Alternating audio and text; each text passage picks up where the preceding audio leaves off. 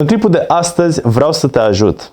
În cazul în care încă ai sub 100 de abonați, ei bine, iată de ce, iată ce poți să faci mai bine și îți recomand să te abonezi chiar acum pentru că postăm în fiecare zi conținut care te ajută cum să dezvolți un canal de YouTube plin de succes.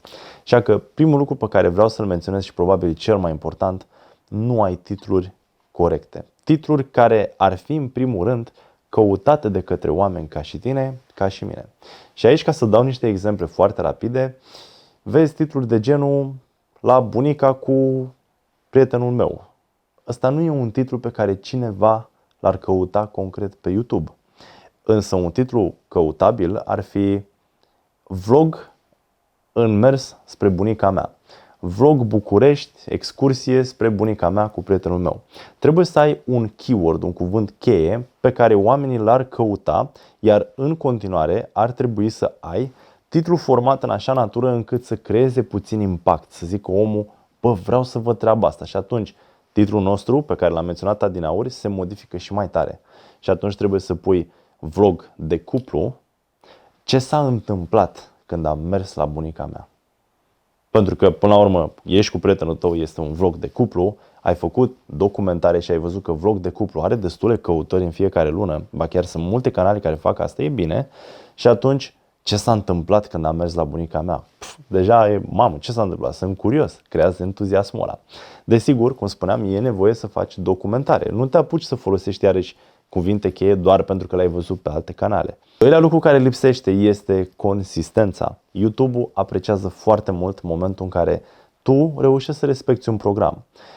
E ok să postezi o dată pe săptămână, este mult mai ok să postezi în fiecare zi. Orice opțiune ai alege aici este de ajuns să vii în aceeași zi. Dacă poți și pe la aceeași oră, este cu atât mai bine. Însă văd o grămadă de canale care ce fac? Pun 3-4 videoclipuri, speră la succes peste noapte, le uploadează cum știu ei mai bine și speră la nu știu ce se întâmple. Ei bine, YouTube urăște chestia asta.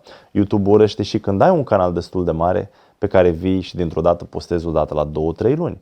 Dacă faci o pauză, de exemplu, de 6 luni, s-ar putea să nu mai ai mai deloc interacțiune. Poți să ai 80.000 de abonați și dacă ai făcut 6 luni pauză, să pui un videoclip să obții 100 de vizualizări. Da, YouTube-ul te penalizează foarte tare pentru comportamentele astea. Un alt lucru foarte important este că nu ai poza clipului suficient de bună. La ce mă refer? Ori este foarte, foarte zgomotoasă, o grămadă de scris, o grămadă de lucruri se întâmplă în fundal. Ori este de calitate slabă. Nu se înțelege concret mai nimic pentru că e pixelată. Ori este mult, mult prea colorată și se îndepărtează de relevanța produsului pe care tu îl oferi în acel videoclip. Da? Fie că faci un vlog, fie că faci un clip la o pisică sau mai știu eu ce, trebuie să te gândești foarte bine și o idee bună ar fi să analizezi de fapt alte canale, poate chiar pe aceleași topicuri, să vezi ei cam ce fac. Un exemplu, în cazul meu, am deschis recent un canal la Cățel și canalul acesta la Cățel am vrut să fie mega top, să pun acolo thumbnail-uri, poze de clip foarte profi. Însă, în realitate, nu se caută așa ceva și mi-am dat seama că dacă las pozele acelea din videoclip, pe care le prea prin print screen, efectiv, alea sunt mult mai bune. De ce? Pentru că, dacă stăm să ne gândim ce audiență caută clipurile astea, în general sunt oameni bătrâni care au nu știu ce nepoți pe la ei, ori poate sunt familii care se uită copii și așa mai departe. Nu stă nimeni să caute nu știu ce thumbnail profi. Se dă click pe un clip cât mai simplu, cât mai basic, să pară că e în familie și așa mai departe și atunci, da, uite aici o idee de cum să gândești poza videoclipului. Dacă totuși faci un tech review și vorbești despre două camere, păi un thumbnail genial ar fi să le ții în mână, cu o expresie facială super faină, care produce emoție în om și zice, mamă, ăsta pare entuziasmat, înseamnă că sunt faine camerele astea și le compară, adică le ține pe ambele în mână. N-ar avea niciun sens să pui o poză când tu stai pe o canapea și te uiți la tavan sau faci cu un deget aici și arunci un scris. Nu prea are relevanță concret cu ceea ce faci tu acolo. Altă problemă este, și o văd foarte des, este că faci videoclipuri pentru vizualizări și nu pentru audiență. În mod normal, când începi un canal pe YouTube, se stabilește foarte bine audiența, oamenii pe care ai de gând să-i ajuți sau la care vrei să ajungi. Poate ai un canal de entertainment și îți spui în sinea ta, da, dar eu nu vând nimic, nu? Adică care e produsul meu? Păi produsul tău este chiar ăsta, entertaining-ul. Și trebuie să te gândești ulterior, de exemplu, păi ce oameni vreau să trag pe canal? Pe cine vreau să bine dispun astăzi? Probabil ai o nișă de oameni, dacă nu ar fi bine să te gândești la una.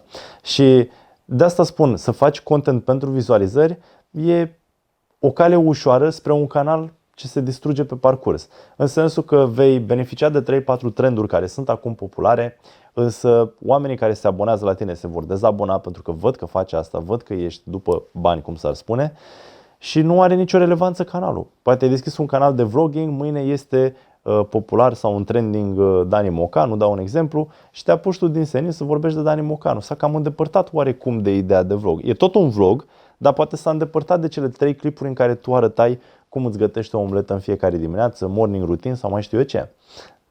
Și aici e o problemă, pentru că audiența nu mai înțelege de fapt pentru cine faci conținutul ăla și ce ar trebui să primească din el. Nu uita, când cineva se abonează la tine este exact ca și cum te-ai abonat tu la un serial. Vii pentru oamenii aia, vii pentru emoțiile pe care ți le lasă, vii pentru ce mai exact? Pentru valorile pe care ei le au. Asta te face să adori un actor, asta te face să vii să-l vezi întotdeauna, să îi vezi situațiile care se confruntă în viața de zi cu zi. Și atunci nu vrei să-l vezi pe ăla că începe acum să-ți vorbească de Porsche pentru că e în trending. Nu are nicio legătură cu ceea ce face el. Și ultima problemă, desigur, este că nu obții timp de vizualizare în videoclip, adică a.k.a. watch time. Și asta e una din cele mai importante pentru că YouTube-ul, ca și metrică, ia chestia asta. La orice videoclip se uită. La cine a dat click pe videoclip, ăla e click-through. A dat click pe poză înseamnă că l-a atras, înseamnă că titlul i-a plăcut, este bine până aici. Aici ne uităm la watch time, ne uităm cât timp se uită vizualizatorul acesta, după care ne uităm la felul în care el interacționează. Îi dă like, îi dă comment sau ce face.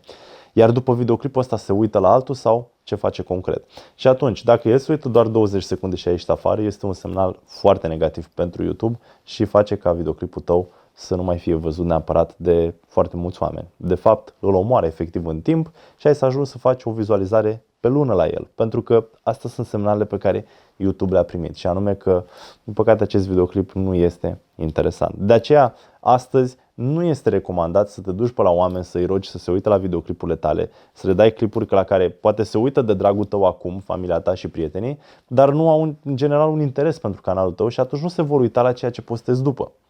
Ceea ce iarăși îți ucide canalul, pentru că YouTube spune în felul următor. Deci avem 20 de oameni care s-au abonat la acest canal. Ia uite ce frumos. Și acum ai postat un videoclip nou, hai să-l aruncăm la 5 oameni din acești 20. Să vedem cum reacționează. Acești 5 oameni nu dau 2 bani pe clipul tău. Ceea ce zice YouTube, păi mamă, dacă din 20 de oameni nici ăștia 5 nu au dat 2 bani pe el, înseamnă că e un clip varză. Și atunci îl mai testează arătându-l la o persoană, 2 noi, care ghiși ce? Dacă clipul e realizat prost, s-ar putea să gândească același lucru. Și atunci se uită și zice, mamă frate, ce porcărie asta.